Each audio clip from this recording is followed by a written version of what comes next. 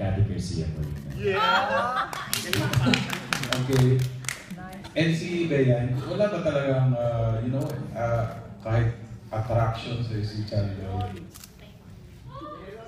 Grabe.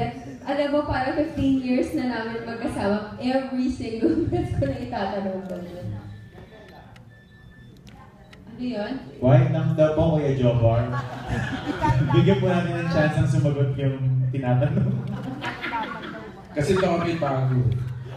Ano ba? Baka may bagong sagot. Never bang naging... Yun pa rin po yung sagot ko, Asis. Hindi yan. Parang tagal namin magkasama. And siguro hindi naman mawawala yung love mo para kay John Lloyd. Ay, okay na. Actually, Tito Eugene, nagiging peg nga sila ng mga younger generation. Pag nagka-love team, we want to be the John Lloyd Bea na hindi naging sila, pero talagang nagkiklik yung tambalan nila sa pelikula or in television. Ang sarap naman maging kayo yung mga peg ng mga bagong generation, di ba? How does it feel pala, Lloydie, na kayo yon, yung parang role model na mga ayaw ma-in love pero gusto maging work together na successful? Malaking ano yun. Hindi naman sa dahil nakakatanda siya, pero parang gano'n na rin. Pero more than that kasi mabigat din yung parang nakaatang sa'yo na responsibilidad eh. Especially kung sinusundan ka ng mga mata ng mga younger generation. Correct.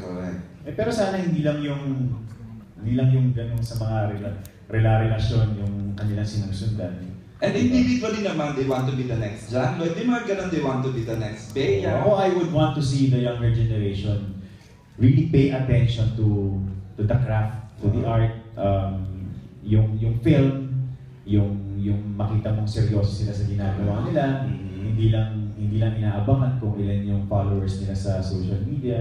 Yung parang you would want to see that yung ganung quality sa mga susunod na generasyon, di ba? Okay, thanks. Bea, you have something to say?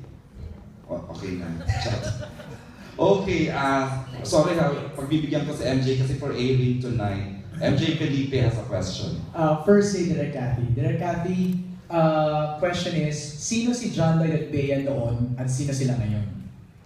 8 years ago and then ngayong 2015. 8 years ago, ang tataba po nila.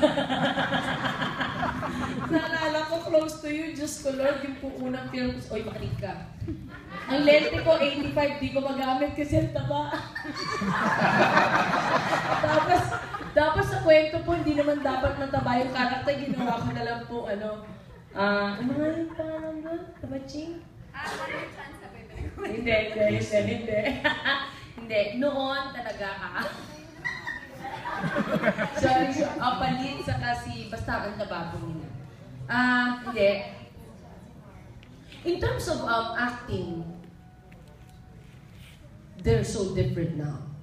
They have improved, yes, but more than improved, parang they're different. In what way? Mas malalim na sila ngayon? Yes, they are. Dapat lang naman. Correct. Parang 8 years after. Loka naman ako kung wala silang ikinamature, di ba? But they take on their roles differently. Although mahirap sa amin, kasi nga never been married yung dalawa at yung kwento namin is about a married couple.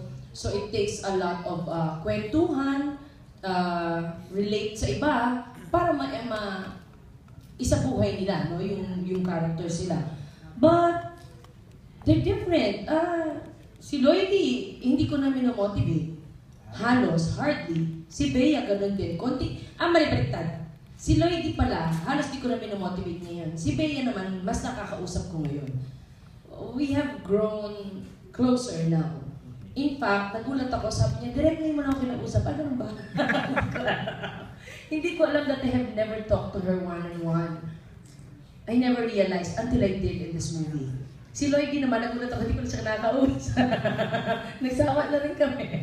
Hindi, but really, relationship-wise, nothing has changed. But they are different now, and I don't know, I cannot explain it, but maybe it comes with maturity, it comes with age, it comes with experience, but they're different and better.